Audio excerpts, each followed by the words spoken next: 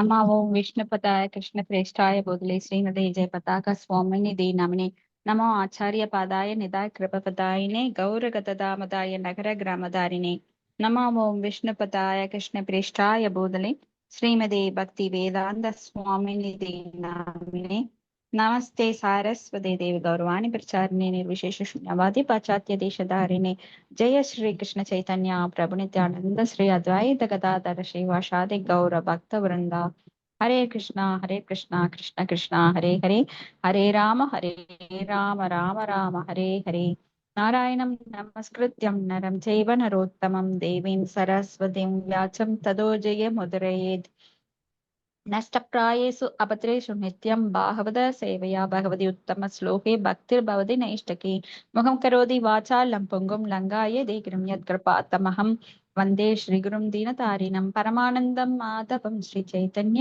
ईश्वरम् ॐ नमो भगवते वासुदेवाय ॐ नमो भगवते वासुदेवाय ॐ नमो भगवते वासुदेवाय भागवत प्रार्थने शास्त्राप्ति बीयुषा सर्ववेदैक सद्बला सर्वसिद्धान्त रत्नाट्य सर्वलोकैक त्रिप्रदा सर्वभागवत प्राण श्रीमद् भागवत प्रभु कलितुवन्तोदितादित्य श्रीकृष्ण परिवर्तित परमानंद पाठाय प्रेम वर्षाक्षरायते सर्वदा सर्वसेव्याय श्रीकृष्णाय नमोऽस्तु मे मत्येह बंधो मत्संगिन् मत्कुरु मन्महादन मत्निस्तारक मद्भाग्य मदानंद नमोस्तुते असाधु साधुदायिम् अधिनोच्च साताहर आना मुंच कासिन माம்புரேம்னா ஹிருத்கண்டையே ஸ்புரா. மொழிபெயர்ப்பு யாராவது படிக்கிறீங்களா? மொழிபெயர்ப்பு எதுங்க படிக்கிற மத்தச்சு எங்க மத்தச்சு எது மத்தச்சு? பாகவத பிரார்த்தனை நான் அனுப்பிச்சு விட்டேன் எல்லாருக்குமே. நம்ம குரூப்ல அனுப்பிச்சு விட்டேன். ஓகே, நானே படிக்கிறேங்க. நீங்க எடுத்து உங்களோட இதுல உங்களோட தனிப்பட்ட வாட்ஸ்அப்ல போட்டுக்கோங்க. டக்குன்னு எடுக்க முடியும். எல்லா வேத இலக்கியங்களிலிருந்தும் கடைந்தெடுக்கப்பட்ட அமிர்தமே, வேதங்களின் மிக முக்கிய ஆன்மீக பழமே மற்றும் எல்லா தத்துவங்களின் முடிவான ஆபரணங்களை கொண்டவரே, உலக மக்களுக்கு ஆன்மீக பார்வையை கொடுப்பவர் மற்றும் வைஷ்ணவர்களின் உயிர் மூச்சாக விளங்குபவரே, பகவானே, நீர் கலியுகத்தின் இருளை போக்குவதற்காக உதித்த சூரியன்.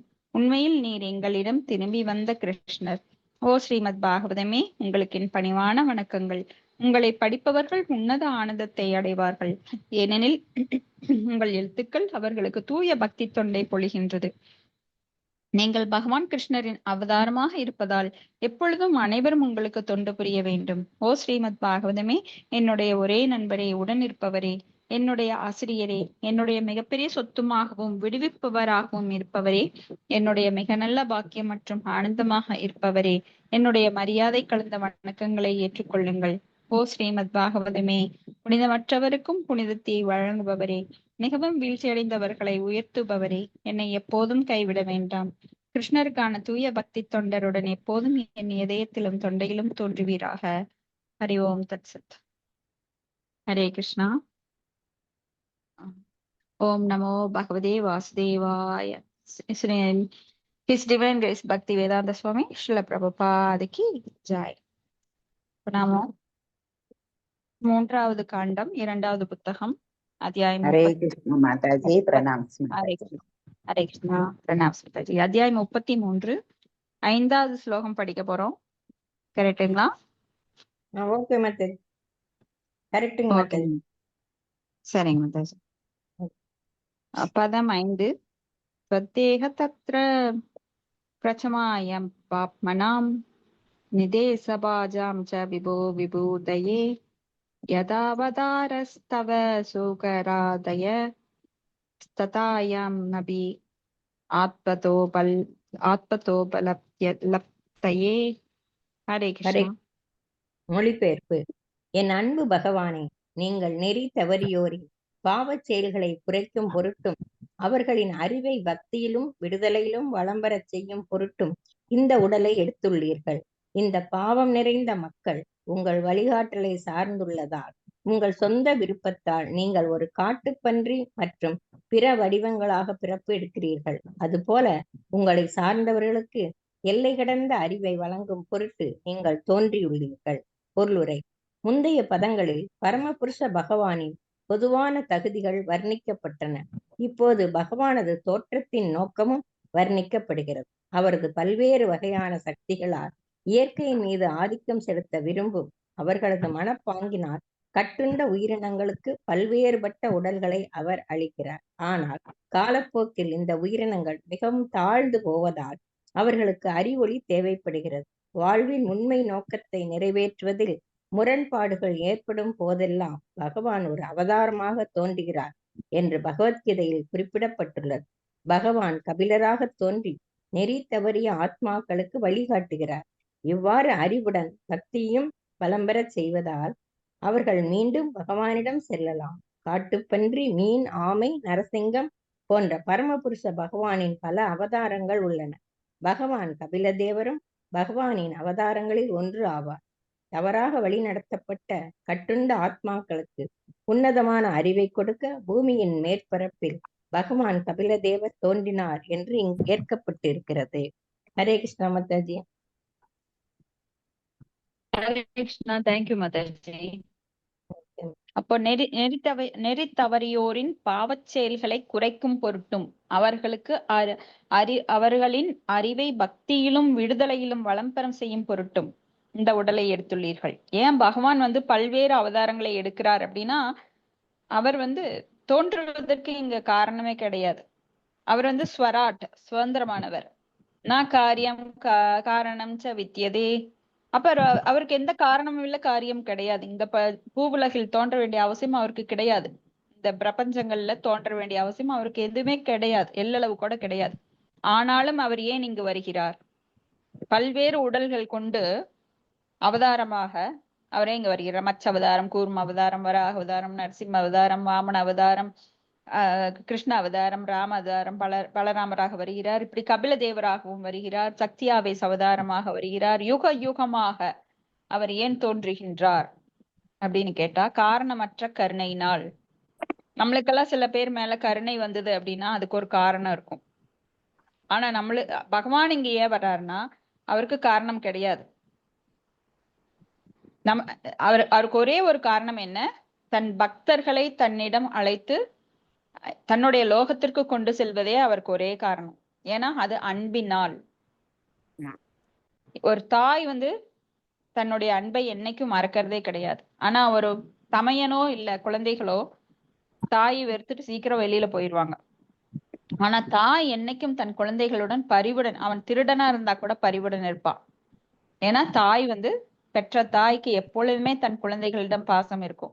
அப்போ இந்த ஜட உலகில் இருக்கிற தாய்க்கே அந்த அந்த உயர்ந்த தன்மை இருக்கு அப்படின்னா, பகவான் பல கோடி பிறவைகளாக நம்மளுக்கு தாயாகவும் தந்தையாகவும் நம்மளுக்கு ஆச்சாரியராகவும் எல்லாமாகவும் அனைத்துமாகவும் இருக்கிறார். நாம் அவரை வெறுத்துட்டு திரும்பி வந்தா கூட அவர் நம்மளுக்கு நிலம், நீர், நெருப்பு, காற்று, ஆகாயம் என அப்படின்னு உணவு, இந்த உடல் எல்லாத்தையும் கொடுத்தது அவர்தான். அதை வச்சுதான் நம்ம அனுபவிக்கிறோம். அனுபவிக்கின்ற ஆசையினால அவரை மறந்து நாம அவர்கிட்ட இருந்து ஒன் வே வாங்கறது மட்டும் செஞ்சுட்டு இருக்கிறோம். ஆனா அவர் என்ன எதிர்பார்க்கிறார்? நம்ம கிட்ட திருப்பி அன்பை எதிர்பார்க்கிறார். நாம அந்த அன்பை கொடுக்கறது தான் பக்தி தொண்டு. அப்போ எதற்காக இங்க வர்றார் அப்படின்னா, சத்துவ குணத்தில் உள்ளவர்களை ஈர்ப்பதற்காக. ரஜோ குணத்திலும் தமோ குணத்தில உள்ளவங்களை ஈர்க்க முடியாது. ஏன்னா அவங்களுக்கு அந்த ஞானம் கிடையாது. ஏன்னா அஞ்ஞானத்துல நிறைய ஊறி போயிருக்காங்க. அப்ப ரஜோ குணத்திலும் தமோ குணத்திலையும் மேக்சிமமா ஈடுபடுற மக்களை தவிர்த்து சத்துவ குணத்துல ஈடுபடுறவங்களுக்கு அவங்க அறிவே இல்லைன்னா கூட, ஏன்னா உண்மையான இருப்பாங்க, பொய் பேச மாட்டாங்க, இந்த மாதிரி அடிப்படை தகுதிகள் இருக்கிறவங்களுக்கு மேல மேல கொண்டு வந்துடலாம். ஆனா அடிப்படை தகுதியே இல்லாதவங்களுக்கு பக்தி கொடுக்கவே முடியாது. அதனாலதான் குற்றங்கள்ல என்ன சொல்லப்படுற 10 அபராதங்கள்ல நாம அபராதம், அதாவது தன்னை பற்றிய ஒரு ஞானம் இல்லாதவங்களுக்கு, பகவானை பற்றி கிண்டல் அடிக்கிறவங்களுக்கெல்லாம் நாம இந்த மந்திரத்தை சொல்லி கொடுக்கவே கூடாது, பகவானை பற்றி சொல்லவே கூடாது. ஏன்னா அவங்க இன்னும் அதிகமான தவறுகளை செய்ய நேரிடும். மேலும் மேலும் பகவானை பத்தி கிண்டல் அடிச்சு பாவங்கள்ல ஈடுபடுவாங்க. அதுக்குரிய வாய்ப்பை நாம தராம அவங்களை விட்டு ஒதுங்கிடணும். அந்த 10 அவதாரங்கள்ல ஒன்று அதுதான். இப்ப பகவான் எங்கே யதா அதாஹி தர்மஸ்ய கிளானிர்பவதி பாரத அப்யுக்தா நாம அதர்மஸ்ய கிளானிர்பவதி பாரத அப்படிங்கிறார். யதா அதாஹி தர்மஸ்ய தர்மத்தை காப்பதற்காகவும் அதர்மத்தை அழிப்பதற்காகவும் நான் இங்க தோன்றுகிறேன் அப்படிங்கிறார். அது போல பரித்ராணாய சாதுனாம் வினாச்சாய சதுஷ்கிருதம் தர்ம சம்ஸ்தார்ப்பணார்த்தாய சம்பமாவே யுகே யுகே. யுக யுகமாக எதற்கு வருகிறேன் அப்படின்னா சாதுக்களை காப்பதற்கு. யதா அதாகி பரித்ராணாய சாதுனாம் சாதுக்களை காப்பதற்கு தன்னுடைய பக்தர்களை காப்பதற்காகவும் துஷ்டர்களை அழிக்கிறதுக்காகவும். ரெண்டாவதுதான் துஷ்டர்களை அழிக்கிறதுக்கு. முதல்ல எதுக்காக வர்றார்? பக்தர்களை காப்பதற்கு. ஏன்னா துஷ்டர்களை அழிக்கணும் அப்படின்னா அவர் இங்க வர வேண்டிய அவசியம் இல்லை. நம்மளை போல கை காலு கண்ணு எல்லாம் வச்சு பார்த்து அவர் வர வேண்டியதே கிடையாது. அவர் இருந்த இடத்துல மனசுல நினைச்சாலே போதும் துஷ்டர்கள் அப்படியே வெடிச்சிருவாங்க. துஷ்டர்களை அவரால் சிந்தனையினாலேயே அழிக்க முடியும். ஆனா ஏன் இங்க வர்றார்? பக்தர்களை காப்பதற்காக, அவங்களுக்கெல்லாம் தரிசனம் தர்றதுக்காக இங்க வர்றார். ஏன்னா இந்த பூவுலகம் எப்படிப்பட்டது, இந்த பூமண்டலம் அப்படின்னா மொத்தமாவே இந்த ஜட உலகங்கள் எப்படிப்பட்டது அப்படின்னா ரொம்ப மாசடைந்தது. பகவானுடைய லோகம் எப்படிப்பட்டது அப்படின்னா ரொம்பவும் புனிதமானது. அங்க இருக்கிறது இங்க இல்ல, இங்க இருக்கிறது அங்க இல்ல. அப்ப எவ்வளவு டர்ட் இது, ரொம்ப ரொம்ப மோசமான ஒரு குப்பை கூளம் நிரம்பிய இடம் தான் இந்த ஜட உலகம். ஆனா இதுக்குள்ள நாம் அனுபவிக்கணும் விரும்புறதுதான் ரொம்ப ஆச்சரியமான விஷயம். நம்ம உடம்பே பாருங்க, ஒரு நாள் குளிக்கல, ஒரு நாள் பல்லு விளக்கலைன்னா எவ்வளவு துர்நாற்றம் வரும். ஆனா இந்த உடம்ப வச்சுதான் நாம அனுபவிக்க விரும்புறோம். அது போல இந்த உலகமானது அவ்வளவு துர்நாற்றமானது. தேவர்கள் கூட இந்த பூமிக்கு வந்தா சொல்லுவாங்களாம், சச்ச எவ்வளவு வாடை அப்படின்னு. ஒரு மனுஷன் இங்கிருந்து அங்க போனா என்ன மனித வாடை அடிக்குது, அவனை தூக்கி கீழே போடுங்கன்னு சொல்லுவாங்களாம். அந்த அளவுக்கு மோசமானது இந்த உலகம். இதுக்குள்ள நாம அனுபவிக்கணும் விரும்புறதுதான் ஆச்சரியமானது. அப்ப பகவான் ஏன் இந்த குப்பைக்குள்ள வர்றாரு அப்படின்னா நம்மளையெல்லாம் சுத்தப்படுத்துறதுக்காக. எப்படி ஒரு சூரியன் தன் கதிர்களால் மலத்தை சுத்தப்படுத்துகிறது, ஆனால் அந்த சூரிய கதிர்கள் அதனால் பாதிக்கப்படுவதில்லை, மலம் சுத்தமடைகிறது. அது போல பகவான் இங்க வந்தா அவர் அந்த இந்த குப்பை நம்ம கிட்ட இருக்கிற அந்த சத்துவ ரஜோ தமோ குணங்கள் அவரை பாதிப்பது இல்லை. ஆனால் நாம் சுத்தமடைகின்றோம். நம்ம எல்லாம் சுத்தப்படுத்துறதுக்கு இங்க வர்றார். தன்னை தன்னை கொண்டு அந்த ஆகர்ஷணேதி கிருஷ்ணா, அவர் அனைவரையும் கவரக்கூடியவர். நாமெல்லாம் காந்த துகள்கள், அவர் யாருன்னா காந்தம். இப்ப நாமெல்லாம் என்ன பண்ணுவோம், ஆட்டோமேட்டிக்கா அவர் மேல அட்ராக்ட் ஆயிடுவோம். அப்ப நம்ம எங்க போவோம்? திரும்பி பேக் டு காடட், கோலோக விருந்தாவனத்துக்கு தானா போயிடுவோம். ஆனா அதுக்கு என்ன வேணும்? தகுதி வேணும். என்ன மாதிரி தகுதி? அட்லீஸ்ட் சத்துவ குணத்திலேயாவது நாம இருக்க வேண்டும். ரஜோகுணத்திலும் தமோ குணத்திலும் இல்லாம சத்துவகுணத்துல இருக்கும்போது கடவுளை பற்றிய நாமம், ரூபம், குணம், லீலை, புகழ், சகாக்கள் இவற்றை பற்றி பேசுவதில் ஆர்வம் ஏற்படும். இப்ப பகவான் மேல ஈர்ப்பு ஏற்படும். அதன் மூலமா நம்மளுக்கு விடுதலை கிடைக்கும். தர்ம அர்த்த காம மோக்ஷம் எப்படி கிடைக்கும்? இப்படிதான் படிப்படியா கிடைக்கும். இப்ப தொடர்ந்து பக்தர்களோட சங்கத்துல பாகவதம் கேட்பதுல சிரவணத்துல ஈடுபட வேண்டும். அடுத்தது ஸ்லோகம் 6.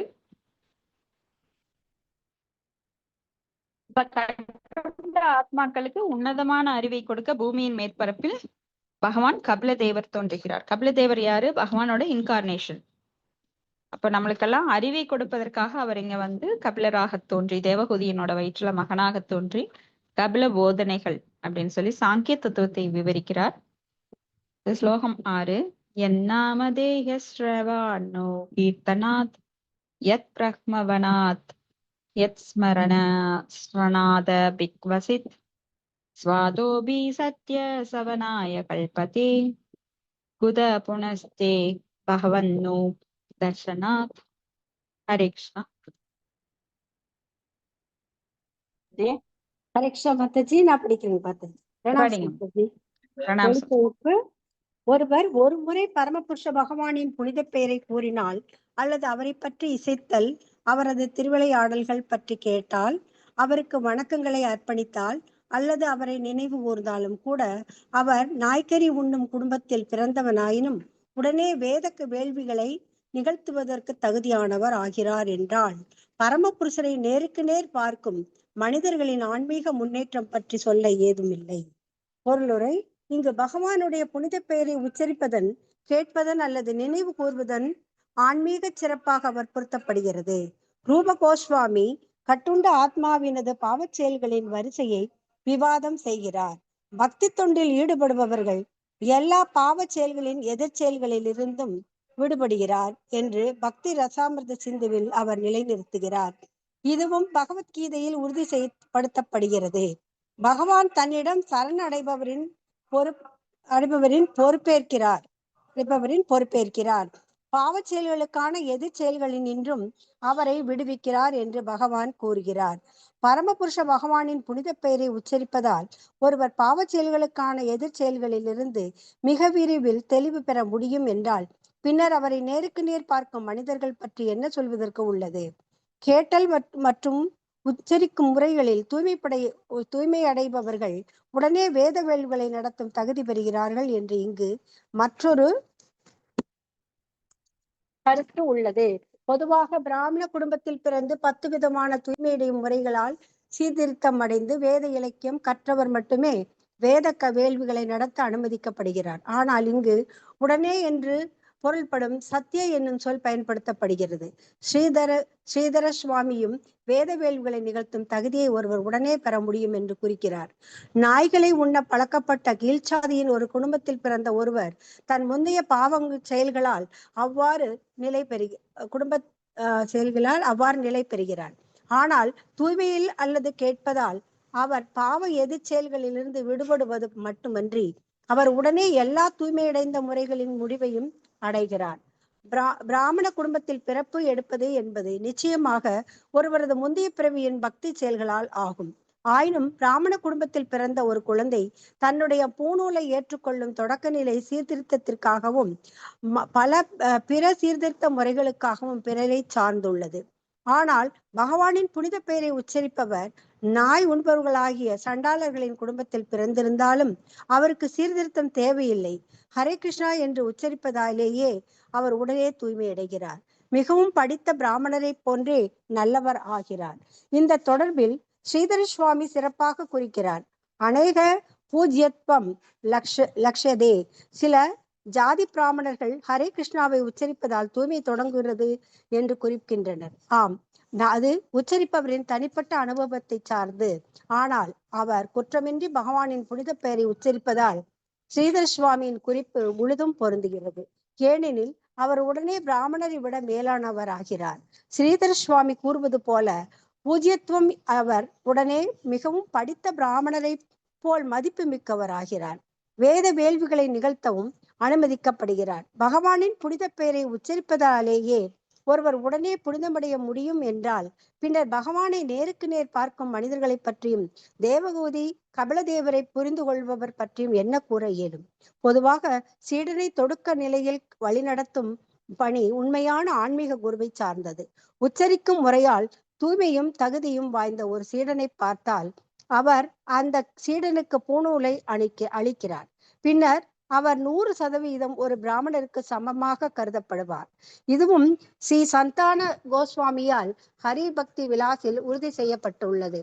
செம்பும் வெள்ளியும் கலந்த உலோகம் போன்ற அடிப்படை உலோகம் ரசாயன முறையால் தங்கமாக மாற்றப்படுவது போல எந்த மனிதரும் அது போல தீக்ஷா விதானம் என்று தொடங்கி வைக்கும் முறையால் ஒரு பிராமணராக மாற்றப்பட இயலும். இறைவனை பற்றி இசைக்கும் முறையால் ஒருவர் தன்னை தூய்மைப்படுத்த தொடங்குகிறார். அவர் தனது அடுத்த பிறவியில் ஒரு பிராமண குலத்தில் பிறப்பு எடுக்க முடியும், பின்னர் சீர்திருத்தம் அடைய முடியும் என்று சில சமயம் குறிப்பிடப்படுகிறது. ஆனால் இந்த கணத்தில் மிகச்சிறந்த பிராமண குடும்பங்களில் பிறந்தவரும் திருத்தம் அடையவில்லை எனில் அவர்கள் உண்மையாக பிராமண தந்தைகளுக்கு பிறந்தவர்கள் என்பதற்கு எந்த உறுதியும் இல்லை. முன்பு கர்ப்பதான சீர்திருத்த முறை வழக்கில் இருந்தது. ஆனால் இந்த கணத்தில் அது போன்ற கர்ப்பதானம் அல்லது விதை வழங்கும் சடங்கு இல்லை. இந்த சூழ்நிலைகளில் ஒரு மனிதன் உண்மையில் பிராமண தந்தைக்கு பிறந்தவரா என்று ஒருவருக்கும் தெரியாது. ஒருவர் பிராமணருக்கான தகுதியை பெற்றிருக்கிறார் என்னும் உண்மை ஆன்மீக குருவின் தீர்ப்பை சார்ந்ததாகும். அவர் தனது தீர்ப்பால் சீடனுக்கு பிராமணர் என்னும் நிலையை அளிக்கிறார். ஒருவர் பிராமணனாக பூணூல் போடும் சடங்கில் பாஞ்சராத்திரிக முறைப்படி ஏற்றுக்கொள்ளப்படும் பொழுது பின்னர் அவர் த்விஜ இருமுறை பிறந்தவர் ஆகிறார். இது சனாதன கோஸ்வாமியால் த்விஜத்வம் ஜாயத்தே என்று உறுதி செய்யப்படுகிறது. ஆன்மீக குருவால் தொடங்கி வைக்கப்படும் முறையால் ஒருவர் பிராமணராக பகவானின் பெயரை உச்சரிக்கும் தன் தூய்மையடைந்த நிலையில் ஏற்கப்படுகிறார். அவர் பின்னர் ஒரு தகுதி வாய்ந்த வைஷ்ணவராக மேலும் முன்னேற்றம் காண்கிறார். அதன் பொருள் பிராமணராகும் தகுதி ஏற்கனவே அடையப்பட்டு விட்டது என்பதாகும். ஹரே கிருஷ்ணா மாதாஜி. தேங்க்யூ மாதாஜி. ஹரே கிருஷ்ணா. தேங்க்யூ மாதாஜி. அப்போ பரமபுருஷ பகவானின் புனித பெயரை சொன்னாலே, அவரை பற்றி இசைத்தால், ஸ்ரவணம், கீர்த்தனம், ஸ்மரணம், அவரது திருவிளையாடல்களை பற்றி கேட்டால், சததம் கீர்த்த எந்தோமாம் எதந்த சத்ருட விரதாக அப்படின்னு நம்ம பகவத்கீதையில படிச்சிருக்கிறோம். அவருக்கு வணக்கங்களை அர்ப்பணித்தால், அவரை நினைவு கூர்ந்தாலும் கூட அவர் நாய்க்கறி உண்ணும் குடும்பத்தில் பிறந்தவராக இருப்பினும், ஏன்னா நம்மளுக்கு மிக மோசமான தமோ குணத்தில் இருக்கிறவங்களா எந்த பிறவியில எடுப்பாங்க அப்படின்னா, தமோ குணத்துல இருக்கிறவங்க மோஸ்ட்லி இந்த பாத்தீங்கன்னா டிச் அல்றவங்க, சாக்கடை அல்றவங்க, இந்த மாதிரி அதை வேறு வேறு பெயர்கள்ல சொல்லுவாங்க. அவங்களுக்கெல்லாம் ஞானம்ங்கிறதே கொஞ்சம் கூட இருக்காது, சொன்னா கூட கிடைக்காது. ஏன்னா அந்த அளவுக்கு அவங்க மோசமானத நல்லதா நினைப்பாங்க, நல்லத மோசமா நினைப்பாங்க. சொன்னாலும் புரியாது, பட்டாலும் புரியாது, அந்த மாதிரி வெரைட்டி அவங்க.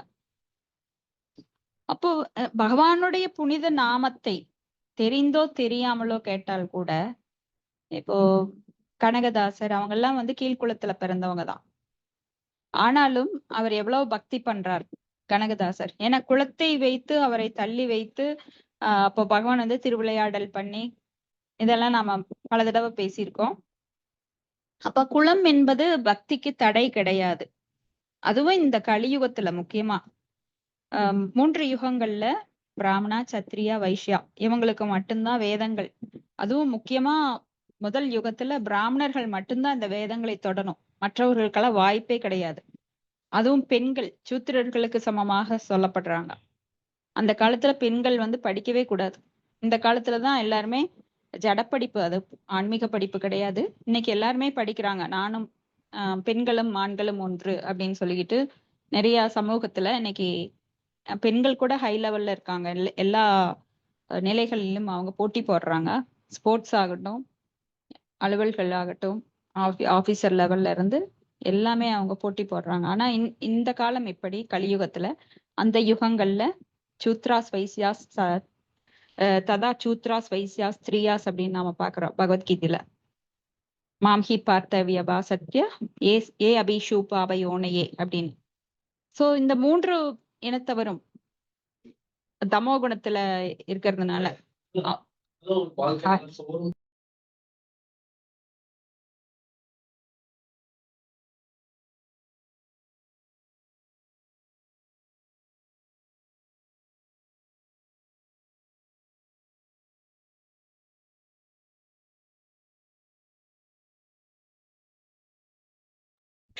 ஹரே கிருஷ்ணா.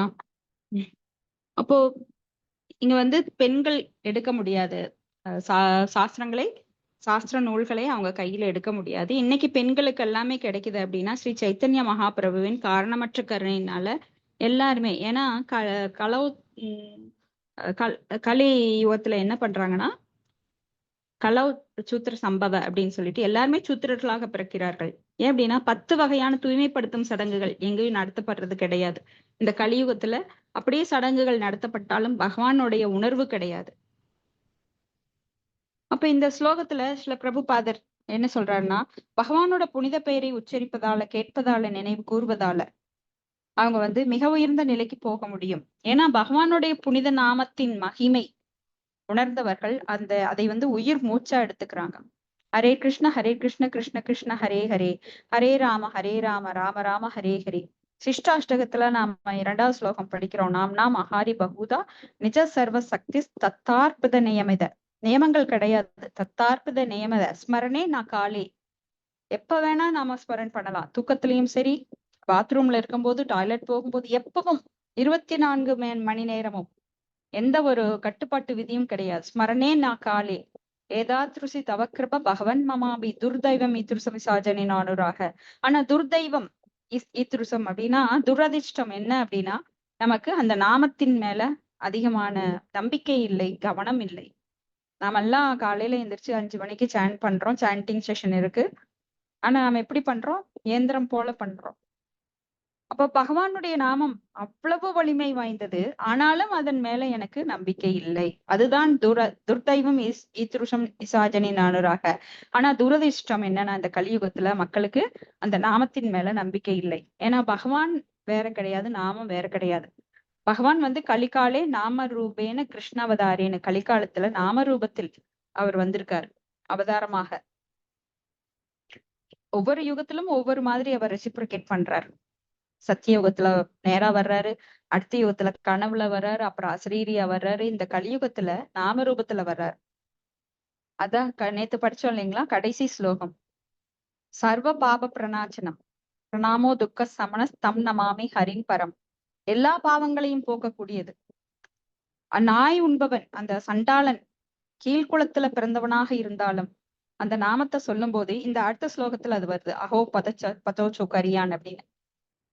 என்ன ஆகும் அப்படின்னா அவனது பாவங்கள் எல்லாம் நீக்கப்பெற்று அவன் உய்வதற்கான வாய்ப்பு கிடைக்கின்றது. அப்போ ஒரே ஒரு முறை தெரிந்தோ தெரியாமலோ அந்த நான் பகவானோட நாமத்தை சொன்னதுனால அஜாமிலன் என்ன ஆனா அப்படின்னா பகவானோட லோகத்துக்கு உயர்த்தப்பட்டான். அஜாமிலன் ஒரு பிராமணனாக பிறந்திருந்தாலும் அவன் இடையில வந்து தவறுகள் செய்ய நேரிட்டது. பிராமணனாக பிறந்து அவன் இல்லாத எல்லா கெட்ட பழக்கமும் பழகிட்டான். ஆனாலும் அவனுக்கு ஒரு வாய்ப்பு தெரிகிறார் பகவான். கடைசியில இறக்கும்போது தன்னோட மகனோட பேரை நாராயணான்னு வச்சதுனால சிறிய மகன், 10 மகன்கள்ல சிறிய மகன், அவனோட பேரை எப்பவுமே சின்ன பிள்ளைங்க மேல அதிகமா பாசமா இருப்பாங்க பெற்றோர். அப்ப அடிக்கடி அவன் பேரை கூப்பிட்டுட்டே இருப்பான். தான் இறக்க போறது அந்த இதே வலியை தாங்க முடியாம நாராயணா அப்படின்னு கூப்பிடும் போது அவன் செய்த பாவத்தினால யமதூதர்கள் வர்றாங்க. ஆனா அங்க தேவதூதர்கள், விஷ்ணு தூதர்கள் வந்து வாக்குவாதம் பண்றாங்க. இல்ல இவன் வந்து நான் எங்க கூடத்தான் வரணும் அப்படின்னு. அப்ப யமதூதர்கள் போய் யமதர்மன் கிட்ட கேக்குறாங்க, இவங்களை பார்த்தா ரொம்ப பெரிய இடத்துல இருக்கிறவங்க மாதிரி தெரியுது, விஷ்ணுவோட ரூபத்தை எடுத்து வந்திருக்காங்க, ஆனா எங்களை உயிரை பழிக்க விட மாட்டேங்கிறாங்க, எங்க வேலையில இடைஞ்சல் பண்றாங்க. அப்ப யமதர்மன் சொல்றார், யார் ஒருவர் பகவான் பெயரை சொல்கிறார்களோ அவங்க இருக்கிற இடத்துல நீங்க போகக்கூடாது அப்படின்னு சொல்லி கட்டுப்படுத்துறாரு. சோ பகவானுடைய நாமம் அவ்வளவு புனிதமானது. தெரிந்தோ தெரியாமலோ ஒரு முறை உச்சரித்தாலே அந்த பலன் கிடைக்கும் அப்படின்னா பக்தியுடன் உச்சரித்தால் அதற்கு எவ்வளவு பெரிய பலன்கள் கிடைக்கும். ஏன்னா நாம கண்களால் காணக்கூடியதை, இந்த ஜடக்கண்களால் காணக்கூடியதைத்தான் நான் நம்புறோம். ஆனா இது வந்து மாயினால் கவரப்பட்டுள்ளது. ஆனா ஞானக்கண்களால் பார்க்கும்போது ஏன்னா ஞான சக்ஷு, அதான் ஞானத்தின் பார்வை, ஞான சக்ஷு, வேத சக்ஷு, வேதத்தின் பார்வை, வேதத்தை கொண்டு பார்க்க வேண்டும், ஞானத்தை கொண்டு பார்க்க வேண்டும். அது அகக்கண்கள், புறக்கண்கள் கிடையாது. புறக்கண்களால பார்க்கும்போது நம்மளுக்கு இல்லாததெல்லாம் இருக்கிற மாதிரி தெரியும். இந்த வீடு உண்மையா கிடையாது, இந்த செகண்ட் நான் எனக்கு உயிர் போச்சு அப்படின்னா இந்த என் பேர்ல இருக்கிற இந்த வீடு எனக்கு கிடையாது. இந்த செகண்ட் இந்த உறவுகள் எல்லாம் போயிடும். என் உடல் போச்சுன்னா உடல் இருக்கிற வரைக்கும் தான் எனக்கு பேரு, மரியாதை, சொத்து, சுகம் எல்லாம். ஆனா இந்த உடல் போனதுக்கு அப்புறம் எனது ஆத்மா எதுலயும் எதுக்குமே சம்பந்தமே இல்லை. இந்த வீட்டுக்கோ இல்ல இந்த நிலத்துக்கோ என்னோட புகழுக்கோ, எனக்கு கிடைத்த புகழுக்கோ. ஆனால் நான் செய்யும் பக்தி என்னுடன் கூடவே வரும். அது ஒண்ணுதான் சூட்சுமமா கூட வரும். ஸ்தூலமா இருக்கிற எல்லாமே என்னை விட்டு போயிடும். இந்த உறவுகள் ஆகட்டும், வீடு ஆகட்டும், சொந்த பந்தம் எல்லாம் போயிடும். காசு, பணம், நான் படிச்ச டிகிரிகள் வரிசையா பாம்பு மாதிரி நான் போட்டுக்கலாம். டாக்டரேட்டு, எம்எஸ்சி, எம்ஃபில்டு எல்லாம் போட்டுக்கலாம். அது எல்லாமே வீணா போயிடும். ஆனா எது கூட வரும்னா நான் செய்த பக்தி. எவ்வளவு தூரம் பக்தி பண்ணிருக்கனோ அந்த பக்தி அடுத்த பிறவியில கூடவே வரும். அது தொடர்ந்து என்னை முன்னேற்றத்துல கொண்டு போயிட்டே இருக்கும். அப்ப பகவானுடைய நாமம் என்றும் புனிதமானது. ஏன்னா பகவான் தூய்மையானவற்றில் தூய்மையானவர். இப்ப தூய்மையானவற்றில் தூய்மையானது. கங்கை நீர்ல தெரியாம நீங்க உள்ள போய் ஒரு முக்குனாலும் அது வந்து உங்களை தூய்மைப்படுத்தும். இதே சாக்கடை நீர்ல நீங்க போய் ஒரு தவறி விழுந்துட்டீங்க, நீங்களா போய் விழுகல, ஆனா தவறி விழுந்துட்டீங்க, அது என்ன ஆகும்? துர்நாற்றம் தான் வரும். ஆனா கங்கை நீர் உங்களை தெரிந்தோ தெரியாமலோ உள்ள போய் விழுந்தாலும் உங்களுக்கு அது புனிதப்படுத்துது. அது போல பகவானுடைய நாமத்தை தெரிந்து சொன்னாலும் தெரியாமல் செய்தாலும் தெரியாமல் சொன்னாலே அதுக்கு அவ்வளவு பலன் அப்படின்னா தெரிந்து சொன்னா எவ்வளவு பலன் இருக்கும். அதனாலதான் பகவானுடைய நாமம், ரூபம், குணம், லீலைகளை நாம் தொடர்ந்து கேட்டுக்கொண்டே இருக்க வேண்டும். ஏன்னா தூய்மை அடைய அது ஒண்ணுதான் வாய்ப்பு, வேற வழியே கிடையாது. நாம்னா மகாரிபகூதா நிஜ சர்வ சக்திஸ். ஏன்னா அதுல அவ்வளவு சக்திகள் இருக்கு. பகவான் நம்மை தூய்மைப்படுத்துகிறார். எப்படி சூரியன் நம்மை தூய்மைப்படுத்துகிறதோ, சூரியன் வந்து மலத்தை தூய்மைப்படுத்தும் போது அது மலத்தோட தன்மை சூரிய கதிர்கள்ல ஒட்டுறது கிடையாது. ஆனா மலம் தூய்மை அடைகிறது. அது போல பகவானுடைய நாமத்தை நாம சொல்லும் போது நாம தூய்மை அடைகிறோம். ஏன்னா பகவான் நம்மளுக்கு எப்பவுமே காத்து கிடக்கிறார், நம்மளுக்கு நல்லது பண்றதுக்காக. ஆனா நாம பகவானை நாம திரும்பி பார்க்கறது இல்ல. அதுதான் நம்ம துரதிர்ஷ்டம். அப்ப பிராமண குடும்பத்துல பிறந்தா மட்டும் நான் பிராமணன் அப்படின்னு சொல்லிக்கலாமா அப்படின்ற இன்னொரு விஷயத்தை இங்க பிரபுபாதர் சொல்றார். அப்போ பிராமண குடும்பத்துல பிறக்கிறதுனால நான் பிராமணன் ஆயிட முடியாது. பிராமண குடும்பத்துல பிறந்து சாராய கடையில உட்கார்ந்து இருந்தாலோ இல்ல அசைவத்தை சாப்பிட்டாலோ அவன் பிராமணன் கிடையாது. பிராமணனுக்குரிய பண்புகளை பிராமணன் அப்படின்னா பிரமத்தை அறிந்தவன் பிராமணன். அன்னைக்கெல்லாம் பிராமணர்கள் தூய்மையா இருந்தாங்க. இப்பெல்லாம் பிராமணர்கள் அப்படின்னா ஸ்மார்த்த பிராமணர்கள். பிராமணர்கள்னு தங்களை சொல்லிக்குவாங்க, வெறும் சடங்குகளை மட்டும் பண்ணுவாங்க. சிலர் வந்து சடங்குகளையும் தவிர்த்து மது, மாது, சூது, சூதாட்டம், மாமிசம் இதெல்லாம் எடுக்கிற அந்த நபர்கள் எல்லாம் நாங்கெல்லாம் பிராமணர்கள்னு சொல்லிக்கிறாங்க. அது பக்தி சித்தாந்த சரஸ்வதி தாக்கூர் காலத்துல அதிகமான அந்த ஸ்மார்த்த பிராமணர்கள் இருந்தாங்க. அப்ப அவர் என்ன பண்ணார்னா, பிராமண சபை கூட்டத்திலேயே பிராமணர்கள் ஒரு மீட்டிங் போட்டாங்க. அந்த கூட்டத்துக்கு பக்தி சித்தாந்த சரஸ்வதி தாக்கூர் அவர்களை வந்து தலைமை ஏற்க சொல்லியிருந்தாங்க.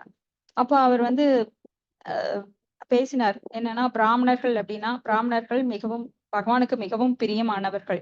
ஏன்னா பிராமண ஹிதாயச்ச அப்படின்னு சொல்றாங்க. அதாவது பசுக்களும் பிராமணர்களும் பகவானுக்கு மிக பிரியமானவர்கள். ஏன்னா அவங்க சத்துவ குணத்தில் இருக்கிறாங்க. அது மட்டுமல்ல, பகவானால் கூறப்பட்ட வேதங்களை என்றும் ஓதுபவர்கள். ஏன்னா பகவானுடைய திருவாயிலிருந்து வருவது அந்த வேதங்கள். பகவான் அது தேனே பிரம்ம ஹிருதாய ஆதிக்கவேன்னு அதை வந்து பிரம்மாக்கு கொடுத்தார் ஹிருதயத்துல. இப்ப வேதங்கள் ரொம்ப முக்கியமானது. ஏன்னா வேதங்கள் மூலமா தான் குரு, சாது, சாஸ்திரா, இந்த சாஸ்திரங்கள் அப்படிங்கிறது வேதங்கள் மூலமாகத்தான் பகவானை அறிந்து கொள்ள முடியும். சர்வசிய சாகம் ஸ்ருதி சன்னிவிஷ்டோ மத்தக ஸ்மிருதிர் ஞானம் அபோகனம் ச வேதைச சர்விரகம் வேத வேத்யோ வேதாந்த கிருத் வேதவி தேவச்சாகம். வேதங்களை அறிந்தவனும் நானே, வேதங்களால் அறியப்படக்கூடியவனும் நானே அப்படின்னு சொல்றாரு. அப்போ அந்த வேதங்கள் கடல் மாதிரி. சோ அந்த வேதங்கள் வந்து எப்பவுமே ஓதிட்டே இருப்பாங்க. அந்த காலத்துல பாத்தீங்கன்னா வேதங்கள் ஓதிட்டே இருப்பாங்க. அந்த இடம் வந்து ரொம்ப புனிதமா இருக்கும். வேதங்கள் ஓதுகின்ற இடம் பாசிட்டிவ் வைப்ரேஷனா இருக்கும். ஏன்னா பகவானோட திருவாயிலிருந்து வந்த வேதங்கள். வேத கால நாகரீகம் அப்படிம்பாங்க, வேத கல்வி அப்படிம்பாங்க. இப்ப வேதங்கள் வந்து மிகவும் முக்கியமானது. அந்த வேத கல்வியை விட்டுட்டு இப்ப நாமெல்லாம் இயந்திரம் போல அநாகரிகத்தில், நாகரிகம் அப்படின்னா அவங்க ஆரியர்கள் அப்படின்னா வேதங்களை கற்று பகவானிடம் பக்தி செலுத்துபவர்கள் தான் ஆரியர்கள். அநாகரிகர்கள் அப்படின்னா வேதங்களை தவிர்த்து மற்ற எல்லாத்தையும் இப்ப நாம பண்ணிட்டு இருக்கிறோம். ஏன்னா வேதங்களை வந்து மக்கள் ஒப்புக்கொள்ளுவது இல்லை. வேதங்களை அறியணும் அப்படின்னா ஸ்ருதி ஸ்மிருதி புராணேதி அப்படின்னு சொல்லி சாஸ்திரங்கள் மூலமாக, அது வந்து ஒளி வடிவமாக காதுகள் மூலமாக கேட்டு அறியப்பட வேண்டிய விஷயம் வேதங்கள். அதனாலதான் அன்னைக்கெல்லாம் வேதங்களை வந்து பிராமணர்கள் அந்த குருகுல கல்வியில பாத்தீங்கன்னா ஓதிட்டே இருப்பாங்க. அவங்க எல்லாம் எழுதி படிக்க மாட்டாங்க, வாய் மூலமாக கற்று அதை வந்து சப்தம் மூலமாக. அதனாலதான் பகவான் இன்னைக்கும் இன்கார்னேஷன் சப்தங்கள் மூலமாக சவுண்ட் இன்கார்னேஷனா வந்திருக்கார், ஒளி வடிவமாக வந்திருக்கிறார். இப்ப பகவானுடைய திருநாமம் அப்படிப்பட்டது. அப்போ பிராமணர்கள்னா யாரு? வேதங்களை கற்றறிந்து அதன்படி செயல்படுபவர்கள் தான் பிராமணர்கள். சட்டத்தை மதிக்கணும். இப்ப லாயர் அப்படின்னா என்ன? அவங்க எல்லாம் சட்டங்களை படித்து அதன்படி நடப்பவர்கள். ஆனா இன்னைக்கு இருக்கிற லாயர்கள் அப்படி கிடையாது. இந்திய சட்டத்திலேயே பல ஓட்டைகள் இருக்கு. அதனாலதான் சொம்பு திருடணும், சோப்பு திருடணும் எல்லாம் உள்ள இருக்கான். பெரிய பெரிய அரசியல்வாதிகள் கோடிக்கணக்கா திருடுறவங்க எல்லாம் வெளிநாட்டுல போய் செட்டில் ஆயிடுறாங்க, இல்ல பெரிய அரசியல்வாதிகளா இருக்கிறாங்க. இந்த மாதிரி பல விதங்கள்ல இன்னைக்கு திருடர்கள் இருக்காங்க. ஆனா உள்ள இருக்கிறவங்க எல்லாம் சின்ன சின்ன தப்பு பண்ணிருப்பாங்க. தெரியாம கொலை செஞ்சவன் சந்தர்ப்ப வசத்தால கொலை செஞ்சவன்ல இருப்பான். ஆனா கொலை பண்றதுக்குன்னே திட்டம் போட்டவன் வெளியில இருப்பான். இப்படி கலியுகத்துல பல அக்கிரமங்கள் நடக்குது. இதுக்கு காரணம் என்ன? சட்டங்கள்ல ஓட்டை. ஆனா பகவான் சட்டத்துல ஓட்டைகள் கிடையாது. யாரும் பகவானை ஏமாத்த முடியாது. ஏன்னா அவர் நமக்குள்ள ஒவ்வொரு ஜீவராசிக்குள்ளேயும் பரமாத்மாவாக இருந்து உபதிரஷ்டா, அனுமந்தா, பக்தா, போக்தா, மகேஸ்வர, பரமேத்மேதி சாப்யுக்தோ அப்படின்னு சொல்லி ஒவ்வொருத்தருக்கும் அனுமதிப்பாளராகவும் சாட்சியாகவும் இருக்கிறார். அவரை யாராலையும் ஏமாத்த முடியாது. சோ நமக்கு நாமே ஏமாத்திக்கிறோம். என்னன்னா நம்மளை யாரும் பார்க்கல, தவறுகளை செய்யலாம் அப்படின்னு அறியாமையினால தூண்டப்பட்டு, மாயையால தூண்டப்பட்டு பல தவறுகளை நம்ம செய்யறோம். ஆனா நமக்குள்ள இருக்கிற அந்த பரமாத்மா சாட்சியாக இருக்கிறார். எப்படி 2 ஸ்வேதாஸ்வர உபனிஷத்துல சொல்லப்பட்டிருக்கு. 2 கிளைகள், அதுல ஒரு கிளி பழத்தை உண்ண விரும்புது. ஆனா இன்னொரு கிளி அந்த மரத்தோட ஓனர். அப்ப அந்த பழங்களை எல்லாம் அந்த கிளி பார்த்துட்டு இருக்கு, அந்த இன்னொரு கிளி சாப்பிடுறத. ஆனா இந்த கிளி நினைச்சுக்குது, அந்த பறவையை, அந்த ஓனர் பறவையை மறந்துடுது. அப்ப இது பாட்டுக்கு பறிச்சு பறிச்சு சாப்பிட்டுட்டு இருக்கு. அது போலத்தான் நாம பகவானை மறந்து, நமக்குள்ள இருக்கிற பகவானை மறந்து, நாம தான் இதை அனுபவிப்பவர், நாம தான் எனக்கு ஓனர் அப்படிங்கிற லெவல்ல மாறி போயிருது. இருக்க இடம் கொடுத்தா படுக்க இடம் கேட்டு அப்புறம் இதுதான் என்னோட இடம்னு சொந்தம் கொண்டாடுற மாதிரி நாம என்ன பண்ணணும்? எல்லாம் பகவானுடையது. ஈசாவாசியம் இதம் சர்வம் எத் கிஞ்சிய ஜெகத்யாம் ஜெகத் தேனே தெக்தேன புகுஞ்சிதா மாக்கிருத கஸ்ய ஸ்வித்தனம். எல்லாமே பகவானுடைய சொத்து. அதை சொற்பமா ஒரு கொஞ்ச காலத்துக்கு அனுபவிக்கிறதுக்காக நம்மளுக்கு கொடுத்துக்கிறாரு. ஆனா நாம என்ன பண்றோம்? அதை நாமளே உரிமை கொண்டாடி என்னுடையது, நான், எனது அப்படிங்கிற அகங்காரம், அமாகாரம், அகம் அமைதிங்கிற லெவல்ல நம்ம வந்துட்டோம். ஏன்னா பல பிறவிகளாக நம்மளுக்கு அந்த குணங்கள், ரஜோகுணமும் தமோகுணமும் நம்மை ஆட்டுவிப்பதால அதுலயே ஊறி போய் இப்ப நம்ம கடைசியில இந்த லெவல்ல நிக்கிறோம். ஆனா திரும்பவும் அதை நாம செய்யற தப்புகளை நம்மளுக்கு ஞாபகப்படுத்தி நம்மை அதிலிருந்து மீட்டெடுத்து நம்மளை புனிதமாக்குவதற்காக பகவானுடைய பெயரை திரும்ப திரும்ப உச்சரிக்கும் போது நம்மளுக்கு அந்த தவறுகள் எல்லாம் களைந்து நம்மளுக்கு நன்மை கூட ஆரம்பிச்சிடும். ஏன்னா அஞ்ஞானத்துலதான் நம்ம பண்றோம் எல்லா தவறுகளையும். ஆனா ஞானம் வரும்போது என்ன ஆகுது? மறுபடியும் நம்ம பகவானுடைய உரிமையை நாம நிலைநாட்டுறோம். பகவானுக்கு நாம் சேவை செய்கின்றோம். பகவான் இல்லைன்னா கூட நமக்கு பகவான் எல்லாம் கொடுக்கிறார். ஆனா தன்னை பற்றி அறியும் வாய்ப்பை அவர் எல்லாருக்குமே கொடுக்கிறார். யாருக்குமே மழை பாருங்க, மழை பெய்யுது. கெட்டவங்க இருக்கிற இடத்துல நான் மழை பெய்ய மாட்டேன்னு சொல்லல. ஒரு வீட்டுல மட்டும் நான் மழை பெய்வேன், ஏன்னா அவங்கதான் மந்திரம் சொல்றாங்கன்னு பெய்யறது கிடையாது. மழை எப்படி எல்லோருக்கும் பெய்கிறதோ அது போல பகவானுடைய கருணை எல்லோருக்கும் கொடுக்கப்படுகிறது. ஆனா நான் ஒரு கொடுக்கப்படுற மழை தண்ணீரை நான் டம்ளர்ல தான் பிடிப்பேன்னா அவ்வளவுதான் கிடைக்கும். ஒரு அண்டால பிடிக்கிறவங்களுக்கு அண்டால கிடைக்கும். சோ யார் யார் எவ்வளவு எடுத்துக்கிறாங்களோ அந்த அளவுக்கு பகவானோட கருணை கிடைக்கும். ஆனா பகவத்கீதை பாகவதம் படிக்கிறதுக்கு மக்கள் முன் வராதனால அறிவை பெற்றுதான் பகவானை, ஞானத்தோட தான், ஞான சக்ஷு, ஞானத்தை பெற்றுதான் பகவானை புரிஞ்சு கொள்ளமே உடைய சாதாரண மக்களால புரிஞ்சு கொள்ள முடியாது. அதற்குரிய வாய்ப்பை அவர் தரும்போது அதை எடுத்துக்கணும்.